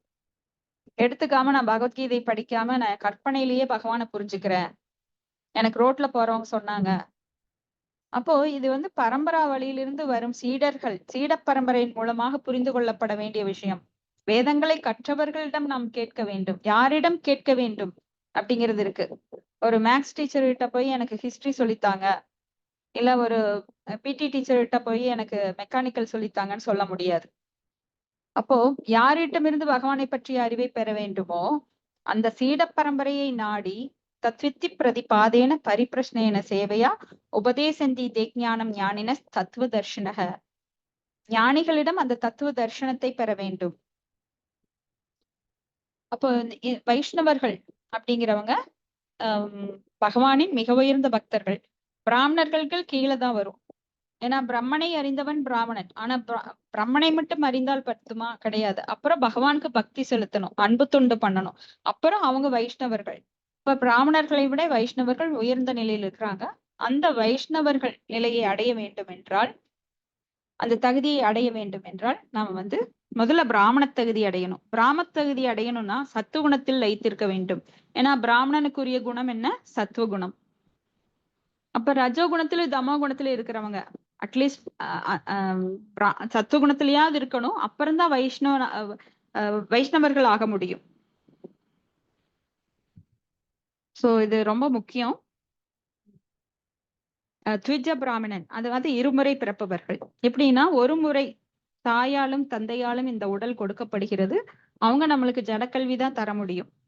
தாயும் தந்தையும் வைஷ்ணவராக இருந்தால் நமக்கு பகவானை பற்றிய ஞானத்தை தரலாம். அப்படி வைஷ்ணவர்களாக இல்லாத பட்சத்துல அவங்களால ஜடக்கல்வியாவது கொடுக்கப்பட முடியும். ஆனா இரண்டாவது பிறப்பு யாரால் தரப்படுகிறது அப்படின்னா குருவால தரப்படுகிறது. அதான் த்விஜ. த்விஜ அப்படின்னா இரு பிறப்பு. இரண்டாவது பிறப்பு அதுதான் உண்மையான பிறப்பு. என்னன்னா பூணூல் அடியும் சடங்குல பகவானை பற்றிய ஞானத்தை நம்மளுக்கு குரு தருகின்றார். ஏன்னா பகவானுடைய ஞானம் இல்லாம இந்த உலகத்துல நடமாடுறது ஒரு பிணத்திற்கு சமம். எப்படின்னா நம்ம பகவானுடைய தோற்றத்தை நாம் இந்த கண்களால பார்க்கணும். இல்லைன்னா அது மயிலிறகில் உள்ள கண்களுக்கு சமம். மயிலிறகில் உள்ள கண்களால எந்த பிரயோஜனம் கிடையாது. அது போல நம் கைகள் பகவானுக்கு சேவை செய்ய வேண்டும். இல்லைன்னா அது பிணத்தோட கைகளுக்கு சமம். அது போல நம்ம கால்கள் வந்து பகவானின் கோயிலை நாட வேண்டும். பகவானை பற்றிய இடங்களை எங்கெல்லாம் பகவானை பற்றி சொற்பொழிவு நடக்குதோ அங்கெல்லாம் போகணும். இல்லைன்னா அந்த கால்கள் வந்து அடிமரத்தோட அந்த மரத்துக்கு ஒப்பிடப்படுது. ஏன்னா அந்த மரம் வந்து எங்கேயும் போக முடியாது. அப்போ அந்த கால்கள் செயலிழந்த கால்கள். அது போல நமது சுவாசம் பகவானுக்காக அந்த அர்ப்பணிக்கப்பட்ட துளசிகளை நுகர வேண்டும். மூக்கு வாய்கள் வந்து பகவானை பற்றி பேச வேண்டும். இந்த காதுகள் பகவானை பற்றி கேட்க வேண்டும். இல்லை என்றால் அது பாம்பினுடைய புற்றுக்கண்களுக்கு சமம். அதுலயும் தான் துளை இருக்கு. ஆனா அதனால என்ன பிரயோஜனம்? அது போல நம்ம காதுகள் இருந்தால் பகவானை பற்றிய செய்திகளை எப்பொழுதும் கேட்டுக்கொண்டிருக்க வேண்டும். கேட்கறதுனால காது என்னைக்காவது வலிச்சிருக்கா? உத்து உத்து பார்த்தா கூட கண் வலிக்கும்.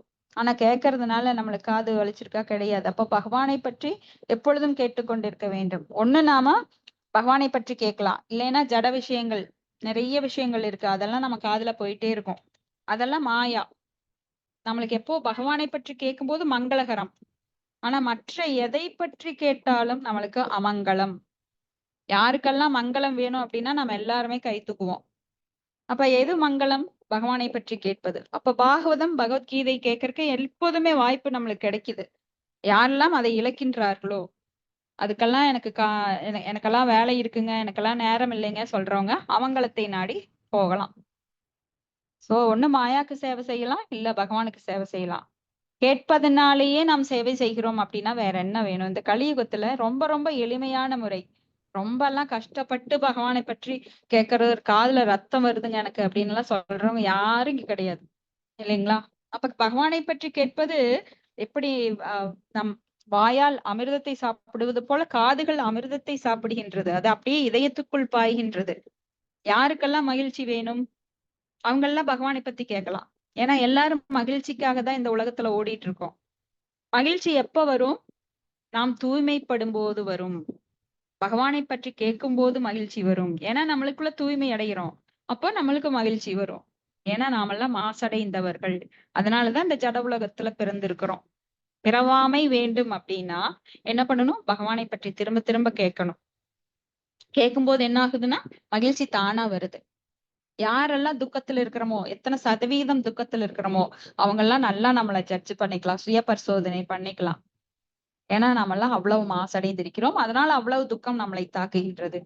புறத்துல என்ன வேணா இருக்கும். ஏன்னா எல்லாமே இங்க வந்து துக்க அலயம். துக்கங்கள் நிறைந்த இந்த உலகம். துக்கம் நம்மள திரும்ப திரும்ப அடிச்சுட்டே இருக்கும். பிறந்ததுல இருந்து இறக்குற வரைக்கும். எப்பவுமே சந்தோஷம் கிடையாது. ஏன்னா சந்தோஷம் இல்லாத இடத்துல சந்தோஷத்தை தேடிட்டு நாமெல்லாம் மூடர்களா இருக்கோம். ஆனா நம்மளுக்கு பகவான் அந்த அறிவை தருகிறார். அது தன்னால நடந்துட்டே இருக்கும். நான் பக்தி பண்றதுனால எல்லாம் என்னை விட்டு போயிரும் நினைக்கிறவங்க முட்டாள்கள் தான் கண்டிப்பா. ஏன்னா துக்கங்கள் வராம இருக்காது. ஆனா அதையே தாங்கிட்டு நாம வந்து பக்தி பண்ணும்போது என்ன ஆகும் அப்படின்னா நாம எல்லாவற்றையும் புரிந்து கொண்டு அந்த வெளிப்புற துக்கங்கள் நம்மை மனதை அணுகாமல் நாம உள்ள காப்பாற்றப்படுவோம். ஏன்னா நாம் உள்ள தெளிவா இருந்ததுன்னா வெளிப்புற துக்கங்கள் நம்மை தாக்காது. நாம தெளிவில்லாம இருக்கும் போதுதான் வெளிப்புற துக்கங்கள் நம்மை தாக்கி கொண்டிருக்கும். அதனால மகிழ்ச்சி கிடைக்காது. ஆனந்தமயோ அபியாசாத். ஆத்மாவுக்கு ஆனந்தம் அளிக்கக்கூடியது எது? ஸ்பிரிச்சுவல், ஆன்மீகம், பகவானை பற்றிய செய்திகள். அப்போ ஆத்மா ஆனந்தம் அடைகின்றது. உடல் எப்படி இருந்தாலும் அதை பத்தி கவலை இல்லை. அந்த 1 மணி நேரம் 1.5 மணி நேரம் நாம படிக்கிறோமா அப்ப என்ன ஆகுது, நம்மளுக்கு ஆனந்தம் கிடைக்குது. ஆனா அதை விட்டு வெளியில போனோம்னா மறுபடியும் சத்துவ ரஜோ தமோ குணத்துல ஆழ்ந்துடுறோம், மறுபடியும் துக்கத்துக்கு உள்ளாகின்றோம். ஆனா பகவானை பற்றி கேட்டுக்கொண்டே இருக்கும்போது நாம அதுல இருந்து விலகி இருக்கின்றோம். அதனாலதான் அந்த ஆனந்தம் நம்மளுக்கு கிடைக்கிறது. அடுத்தது ஸ்லோகம் 7. அஹோபத ஸ்வபசோதோ கரியான் யக்ஜிக்வாஹ்ரே வர்த்ததே நாம துப்யம் தேபுஸ்தபஸ்தே ஜிஹுஹு ஜஹ்னுராரியா பிராமணோ கர் நாம கிருணந்தி ஏதே. மாதாஜி அடியன் படிக்க மாதாஜி படிச்சு நீங்க கொஞ்சம் விளக்கம் சொல்லுங்க. நான் ஒரு சின்ன வேலை இருக்க முடிச்சிட்டு வந்துடுறேன். ஹரே கிருஷ்ண மாதாஜி. மாதாஜி படிச்சு நீங்க கொஞ்சம் விளக்கம் சொல்லுங்க, நான் அதுக்குள்ள வந்துடுறேன். மாதாஜி விளக்கம் மல்லிகா மாதாஜி சொல்லுங்க மாதாஜி, எனக்கு கொஞ்சம் வேலை இருக்குது, முடிச்சிட்டு சொல்றேன். Okay okay. மொழிபெயர்ப்பு. ஓ அவர்கள் எத்துணை புகழ் பெற்றவர்கள், அவர்களின் நாக்குகள் உங்களின் புனித பெயரை உச்சரிக்கின்றன. நாய் உண்பவர்களின் குடும்பங்களில் பிறந்திருந்தாலும் அந்த மனிதர்கள் வழிபடத்தக்கவர்கள். உங்கள் மேலாட்சியின் புனித பெயரை உச்சரிப்பவர்கள் எல்லா விதமான துறவுகள், அக்னி யாகங்கள் ஆகியவற்றை நிறைவேற்றி இருக்க வேண்டும். ஆரியர்களின் எல்லா நல்ல முறைகளையும் அடைந்திருக்க வேண்டும்.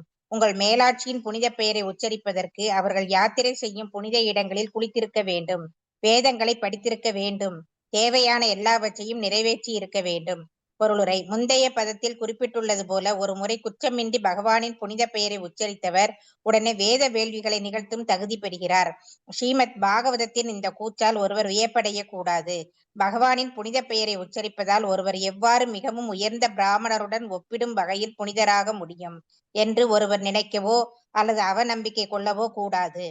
நம்பாதவர்களின் மனங்களில் உள்ள அந்த சந்தேகங்களை அழிக்க பகவானின் புனித பெயரை உச்சரிக்கும் நிலை திடீரென்று வந்ததல்ல என்றும் இந்த பதம் வலியுறுத்துகிறது. ஆனால் உச்சரிப்பவர்கள் முன்பே எல்லா விதமான வேத சடங்குகளையும் வேள்விகளையும் செய்திருக்கிறார்கள். அது மிகவும் தேயப்படைய செய்வதல்ல. ஏனெனில் வேத சடங்குகளுடன் கூடிய வேள்விகள், வேதங்களை கற்றல், ஆரியர்களைப் போல நல்ல நடத்தையை பயிற்சி செய்தல் போன்ற எல்லா கீழ்நிலைகளையும் கடந்தாலன்றி ஒருவர் பகவானின் புனித பெயரை இந்த வாழ்வில் உச்சரிக்க இயலாது. இது எல்லாம் முதலில் செய்யப்பட்டிருக்க வேண்டும். சட்ட வகுப்பில் இருக்க ஒரு மாணவர் முன்பே இளங்கலை பட்டம் பெற்றிருக்க வேண்டும் என்று புரிந்து கொள்ளப்படுவது போல பகவானின் புனித பெயராகிய ஹரே கிருஷ்ணா ஹரே கிருஷ்ணா கிருஷ்ணா கிருஷ்ணா ஹரே ஹரே ஹரே ராம ராம ராம ஹரே ஹரே என்பதை உச்சரிப்பதில் ஈடுபட்டுள்ள எவரும் முன்பே எல்லா கீழ்நிலைகளையும் கடந்திருக்க வேண்டும். நாக்கின் நுனியில் புனித பெயரை உச்சரிப்பவர் புகழ் பெற்றவர்கள் என்று கூறப்படுகிறது. ஒருவர் புனித பெயரை இசைக்க வேண்டும் என்பதும் குற்றமுள்ள நிலை, குற்றமற்ற நிலை மற்றும் தூய நிலை ஆகிய முழு வழிமுறைகளை புரிந்து கொள்ள வேண்டும் என்பதும் இல்லை. புனித பெயர் நாக்கின் நுனியில் ஒலிக்கப்பட்டால் அதுவும் போதுமானது. நாமம், ஒருமை எண், ஒரு பெயர், கிருஷ்ணா அல்லது ராமர் போதுமானது என்று இங்கு கூறப்படுகிறது. ஒருவர் பகவானின் எல்லா புனித பெயர்களையும் உச்சரிக்க வேண்டும் என்பதில்லை. பகவானின் புனித பெயர்கள் எண்ணில் அடங்காதவை. தன் வேத சடங்கு முறைகளை ஏற்கனவே அனுபவித்தாயிற்று என்று நிரூபிப்பதற்காக ஒருவர் எல்லா பெயர்களையும் உச்சரிக்க வேண்டியதில்லை. ஒருவர் ஒரு முறை மட்டும் உச்சரித்தால் அவர் எல்லா தேர்வுகளையும் வென்றுவிட்டார் என்று புரிந்து கொள்ளப்பட வேண்டும் என்றால் நாளின் 24 மணி நேரமும் எப்போதும் உச்சரிக்கும் மனிதரை பற்றி சொல்ல எதுவும் இல்லை. துப்பியம் உங்களிடம் மட்டும் என்று இங்கு சிறப்பாக கூறப்படுகிறது. ஒருவர் கடவுளின் பெயரை உச்சரிக்க வேண்டும். மாயாவாதி தத்துவவாதிகள் கூறுவது போல ஒரு தேவரின் பெயரோ அல்லது கடவுள் சக்திகளின் பெயரோ இதுபோல் எந்த பெயரும் அல்ல. பகவானின் புனித பெயர் மட்டுமே ஆற்றல் வாய்ந்ததாகும். பகவானின் புனித பெயருடன் தேவர்களின் பெயர்களை ஒப்பிடுபவர் பாஷண்டி அல்லது வெறுப்பு பூட்டுபவர் எனப்படுவர். புனித பெயர் பகவானை மகிழ்விக்க உச்சரிக்கப்பட வேண்டும் என்பது எந்த புலன் திருப்திக்கோ அல்லது தொழில் நோக்கத்திற்கோ அல்ல. இந்த தூய மனப்பான்மை இருந்தால் பின்னர் நாய் உண்ணும் கீழ்குலத்தில் ஒருவர் பிறந்திருந்தாலும் அவர் மிகவும் புகழ் பெற்றவர். ஆதலால் அவர் தன்னை மட்டும் தூய்மைப்படுத்துவதில்லை, மற்றவர்களை விடுவிக்கவும் அவர் தகுதி படைத்தவர் ஆவார். தாகூரா கரிதாசா செய்தது போல அவர் உன்னத பெயரின் முக்கியத்துவம் பற்றி பேச படைத்தவர். அவர் வெளிப்படையாக முகமதியர்களின் குடும்பத்தில் பிறந்தவர். ஆனால் அவர் குற்றமின்றி பகவானின் புனித பெயரை உச்சரிப்பதால் சைத்தன்ய பிரபு அவருக்கு அந்த பெயரை பரப்பும் அதிகாரம் அளித்து ஆச்சாரியர் ஆவதற்கு அதிகாரம் அளித்தார். வேத விதிகளையும் ஒழுங்குமுறைகளை பின்பற்றாத குடும்பத்தில் அவர் பிறந்தார் என்பது ஒரு பொருட்டல்ல. சைத்தன்ய மகாபிரபுவும் அத்வைத பிரபுவும் அவரை ஒரு அதிகாரியாக ஏற்றுக்கொண்டனர். ஏனென்றால் அவர் குற்றமின்றி பகவானின் பெயரை உச்சரித்ததால். அத்வைத பிரபு, சைத்தன்ய பிரபு போன்ற மேலோர்கள் அவரை முன்பே எல்லாவித தவங்கள் செய்ததாகவும் வேதங்கள் படித்ததாகவும் எல்லா வேள்விகளை நிகழ்த்தியதாகவும் ஏற்றுக்கொண்டனர். அது தானாக புரிந்து கொள்ளப்படும். ஸ்மார்த்த பிராமணர்கள் எனப்படும் மரபு வழி பிராமணர்கள் உள்ளனர். ஆயினும் பகவானின் புனித பெயரை உச்சரிக்கும் அவர்களை தூய்மை அடைந்தவர்கள் என்று ஏற்றுக்கொண்டாலும் அவர்கள் வேத சடங்குகளை நிகழ்த்த வேண்டும் அல்லது அடுத்த பிறவியில் பிராமணர்களின் குலத்தில் பிறக்க காத்திருந்து வேத சடங்குகளை செய்ய வேண்டும்.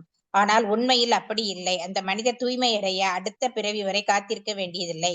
அவர் உடனே தூய்மை அடைகிறார். அவர் முன்பே எல்லாவித சடங்குகளையும் நிகழ்த்தியவர் என்பது புரிந்து கொள்ளப்படுகிறது. பிராமணர்கள் என்பது புரிந்து கொள்ளப்படுகிறது. பிராமணர்கள் என்று அழைக்கப்படுபவரே உண்மையில் தூய்மை நிலையை அடையும் நிலைக்கு முன் எல்லாவித தவங்களும் மேற்கொள்ள வேண்டும். இங்கு எல்லா வேத சடங்குகளும் புனித பெயரை உச்சரிப்பவர்களால் முன்பே நிகழ்த்தப்பட்டு விட்டன. ஜுகுவு என்னும் சொல்லின் பொருள் புனித பெயரை உச்சரிப்பதால் முன்பே எல்லாவித வேள்விகளையும் நிகழ்த்திவிட்டனர் என்பதாகும். சஸ்னு என்றால் அவர்கள் முன்பே யாத்திரை செல்லக்கூடிய எல்லா புனித இடங்களுக்கும் சென்று வந்து விட்டனர் என்றும் அந்த இடங்களில் தூய்மைப்படுத்தும் செயல்களில் பங்கேற்றனர் என்றும் பொருள். அவர்கள் ஆர்யா என்று அழைக்கப்படுகின்றனர். ஏனென்றால் அவர்கள் முன்பே இந்த எல்லா தேவைகளையும் முடித்து விட்டனர்.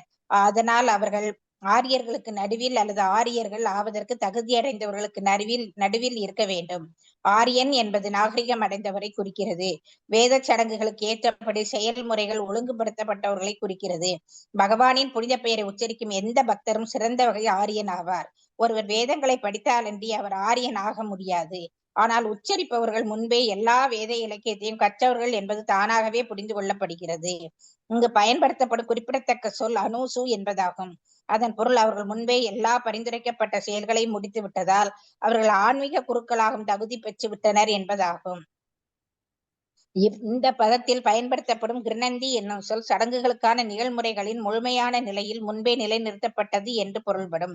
ஒருவர் உயர்நீதிமன்ற இருக்கையில் அமர்ந்து வழக்குகளுக்கு நீதி வழங்கினால் அவர் எல்லா சட்டம் சார்ந்த தேர்வுகளிலும் வெற்றி பெற்று விட்டார் என்றும், சட்டக்கல்வியில் ஈடுபட்டு உள்ளவரை விட மேலானவர் அல்லது எதிர்காலத்தில் சட்டக்கல்வி படிக்க எதிர்பார்ப்பவரை விட மேலானவர் என்று பொருள்.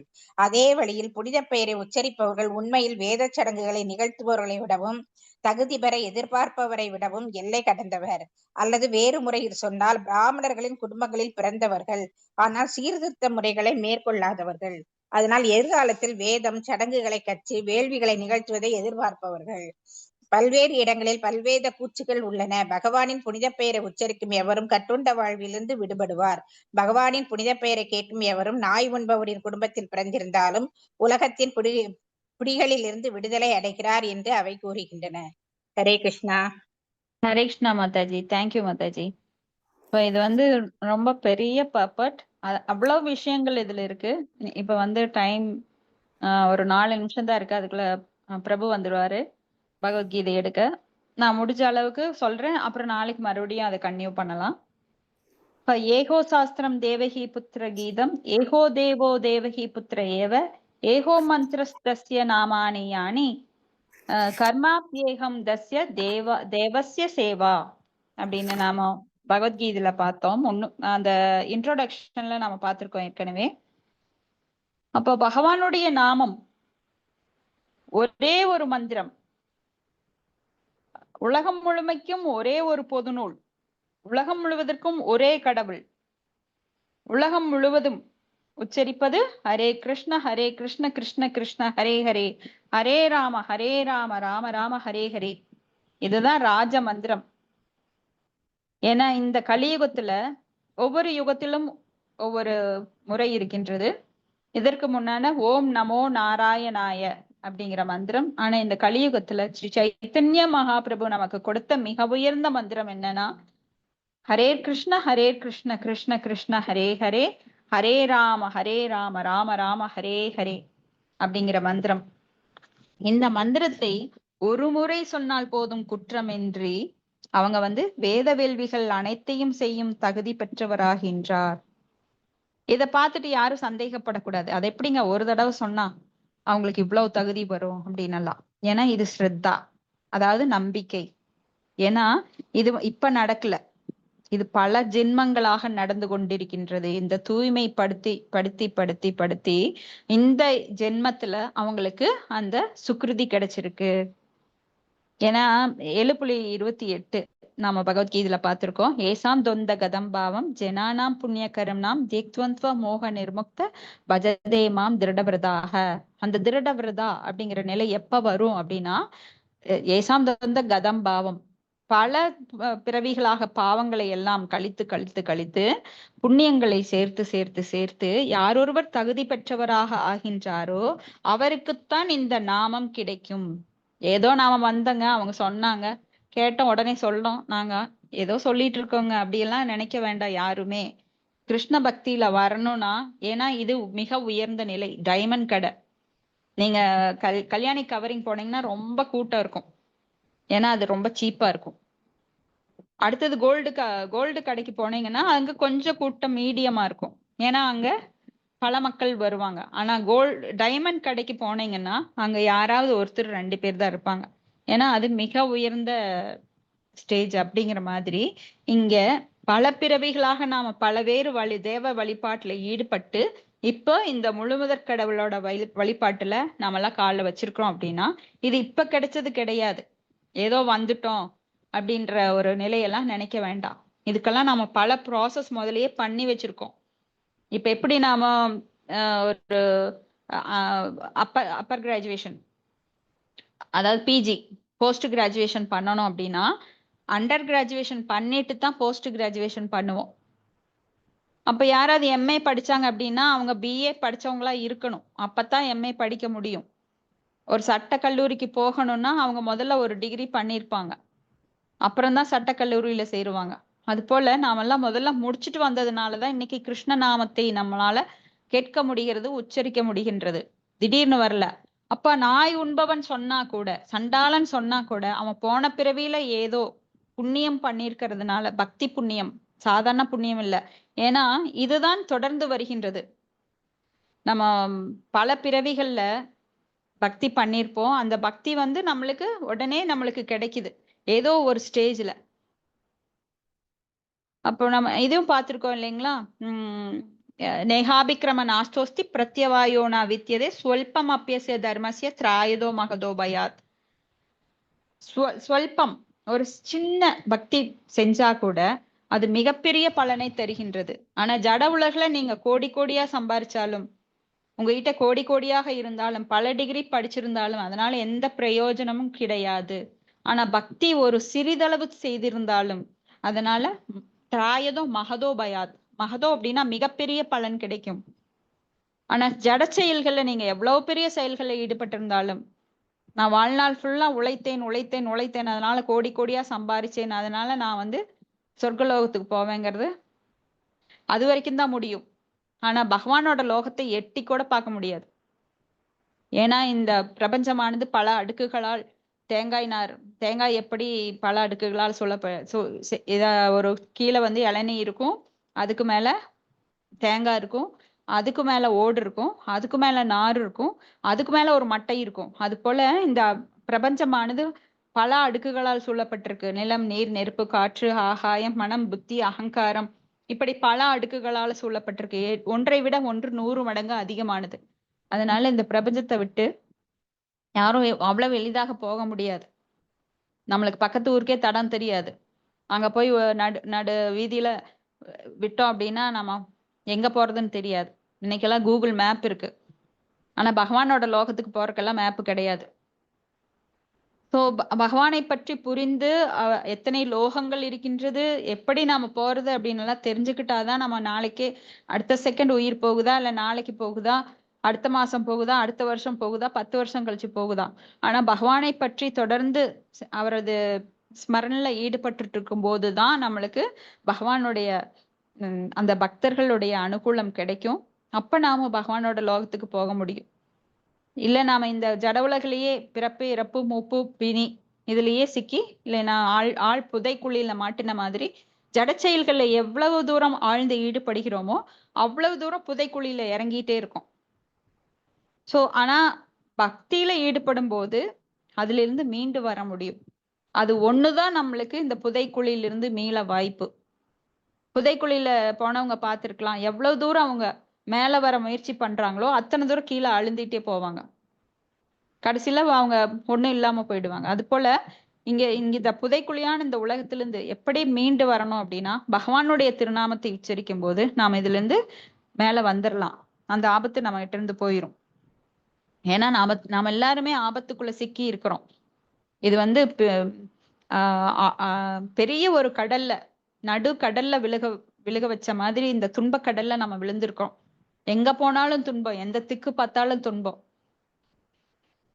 பதம் பதம் யத் விபதாம் ந தேசாம். ஒவ்வொரு அடியும் நம்மளுக்கு வந்து துக்கம் வாய்ந்தது இந்த ஜட உலகம். அப்ப இதுல இருந்து விடுவிக்க ஒரே வழி பகவானுடைய நாமத்தை தவிர வேறு இல்லை. நாம் நாம் அஹாரி பகூதா நிஜ சர்வ சக்தி அப்படின்ற மாதிரி பகவானுடைய நாமத்தை தவிர வேறு வழி இல்லை, வேறு வழி இல்லை, வேறு வழி இல்லை அப்படின்னு நாரதிய புராணம் நம்மளுக்கு சொல்லுது. ஹரே நாம ஹரே நாம ஹரே நாம இவ கேவலம் களவு நாஸ்தேவ நாஸ்தேவ நாஸ்தேவ கதிரன்யதா. இப்ப பகவானின் புனித பெயருடன் தேவர்களின் பெயரை ஒப்பிடுபவர் பாஷண்டி அல்லது வெறுப்பூட்டுபவர். இப்ப பகவான் ஒரே ஒருவர் தான்.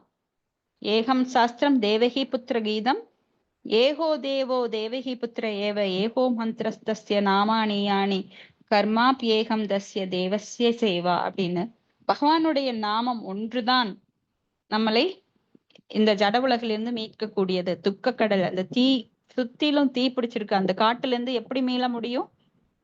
பகவானோட நாமத்தை சொல்வதன் மூலமாக. சோ பகவானோட நாமத்தை வந்து சிலர் தேவர்களோட நாமமா மாத்தி சொல்லி அதுல வந்து மக்களை ஏமாந்த மக்களை எல்லாம் மூழ்கடிப்பாங்க. ஏன்னா ரஜோகுணத்திலும் தமோ குணத்திலும் உள்ளவர்களுக்கு பகவானுடைய நாமம் சுவைக்காது. ஏன்னா அவங்க எல்லாம் வந்து அனுபவிக்க விரும்புறவங்க.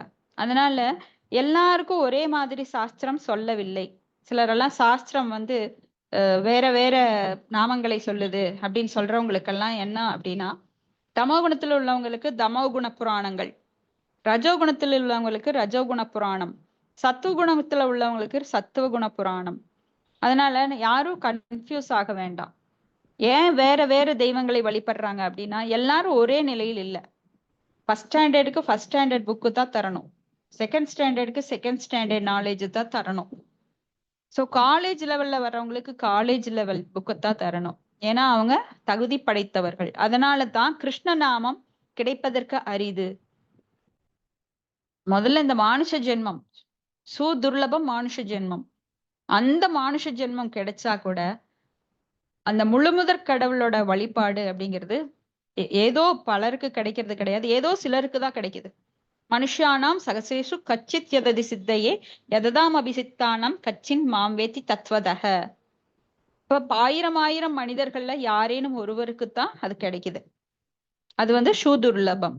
அதை வந்து நாம பயன்படுத்தி கொள்ள வேண்டும். ஏன்னா இந்த அரிய வாய்ப்பு எல்லாருக்கும் கிடைக்கிறது இல்ல.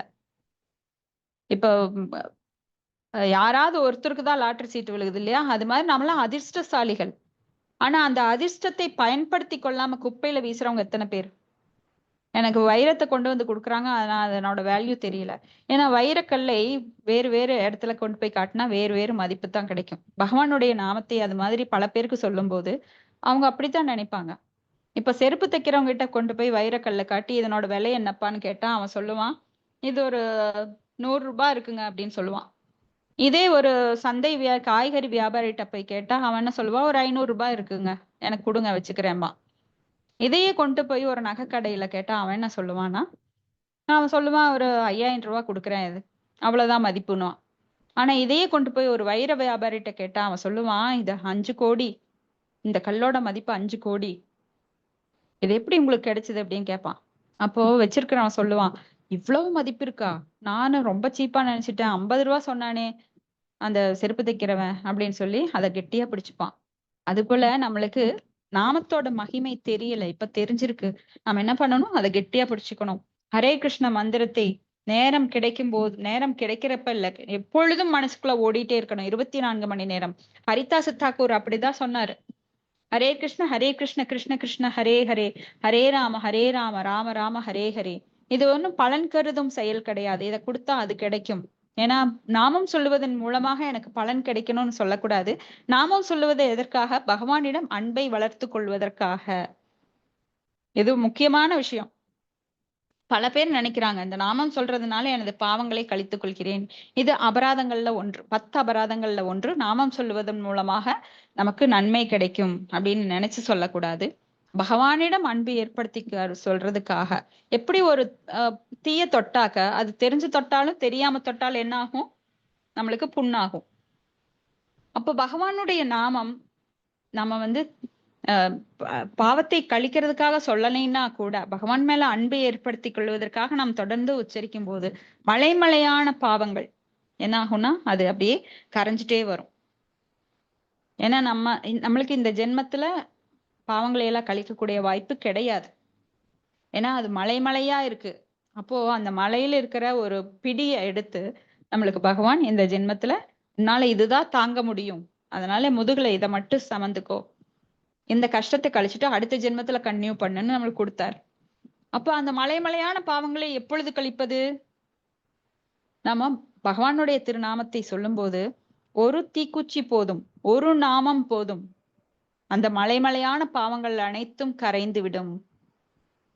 இதற்குரிய சம்பவம் ஒண்ணு, அத நாளைக்கு நான் அந்த பாஸ்ட் டைம் சொல்றேன். போதேந்திரவால் அப்படின்னு சொல்லிட்டு அவர் இந்த நாமத்தோட மகிமையை சொல்லி உச்சரிக்க சொன்னாரு.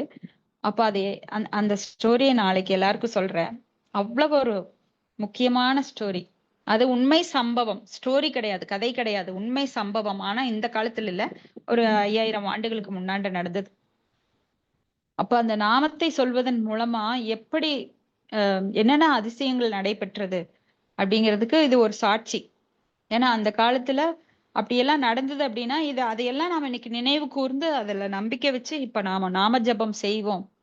ஏன்னா நாம ஜபம் அப்படிங்கிறது ரொம்ப முக்கியமானது. ஹரிதாஸ் தாக்கூரார் தொடர்ந்து 22 மணி நேரம் சொல்லுவாரு. 2 மணி நேரத்துல அவர் குளிக்கிறது, அந்த ரெஸ்ட் ரூம் போறது, இதெல்லாம் பண்ணிட்டு மறுபடியும் ஜபம் சொல்ல ஆரம்பிச்சிருவார். ஒரு நாளைக்கு 3 லட்சம் நாமங்கள் தொடர்ந்து ஜபிப்பார். இப்ப என்னாச்சு அப்படின்னா கடைசியில அவர் நாமாச்சாரியார் அப்படிங்கிற பெயரையே பகவான் கொடுத்தார்.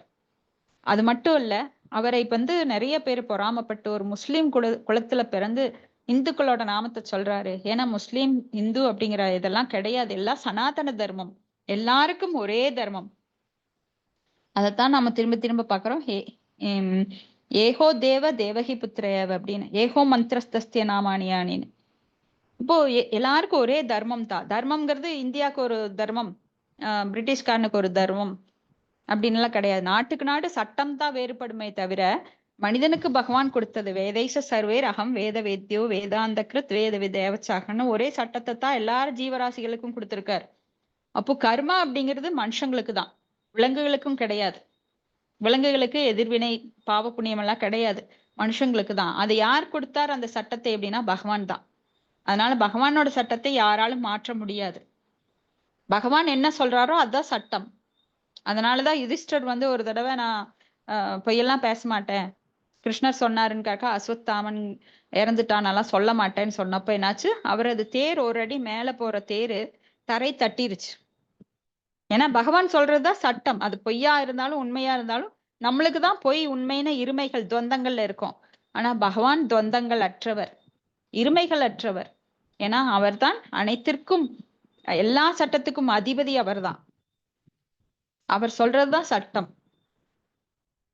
அத புரிஞ்சுக்காம அவர் அஸ்வத்தாமன் அப்படிங்கிறத பெயரை இறந்துட்டார் அப்படிங்கிற சொல்ல அவர் தயங்கினார். ஏன்னா இது வரைக்கும் அவர் நல்ல பேர் சேர்த்துட்டாரு. ஹிஸ்டரியில அவர் பேரு, அவர் தர்மன், யுதிஷ்டர் தர்மவான், என்னைக்கும் போய் பேசினதில்லை, அவர் ரொம்ப நல்லவர் அப்படிங்கிற பேர் எங்க போயிருமோன்னு அவர் நினைச்சார். சோ ஒரு சுயநலம் அவரை தாக்குச்சு, நான் என்கின்ற உணர்வு அவருக்கு வந்தது. அப்ப அவர் கீழே இறங்கிட்டார். அது வரைக்கும் உயர்ந்தவரா இருந்தவரு அப்ப இறங்கிட்டார்.